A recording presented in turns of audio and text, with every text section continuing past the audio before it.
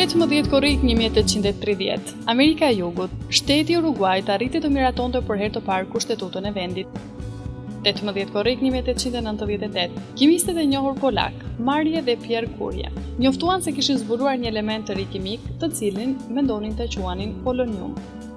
18 korrik 1925, Adolf Hitler publikoi Mein Kampf, i cili ishte një libër me këndvështrimin e tij personal mbi çështjet politike në formë autobiografie.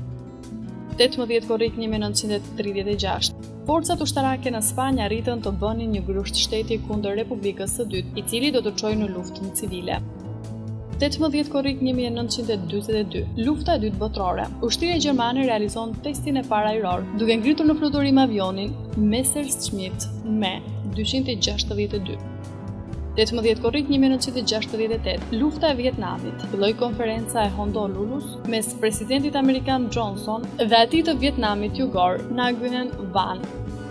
18 korrik 1988, ushtria çlirimtare e Kosovës arriti të riçlironte zonën e Rahovecit nga pushtimi i trupave serb gjatë luftës.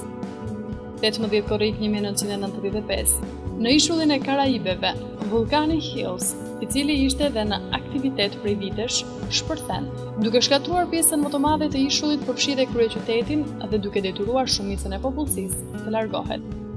18 korrik 1997, Shtetet e Bashkuara, programuesi amerikan Dave Wiener arrin të finalizojë programin e blogut, i cili tani është një formë e përhapur e komunikimit mediatik. 18 korrik 2008, Shtetet e Bashkuara, Kryeministri i Republikës së Kosovës për herë të parë kreu një vizitë në Shtëpinë e Bardhë. 18 korrik 1918, ka lindur në zonën e Mandela në Afrikën e Jugut, Nelson Mandela. Ai ishte një prej aktivistëve më të mëdhenj kundër diskriminimit me bazë racore, sidomos për njerëzit me ngjyrë në Afrikën e Jugut.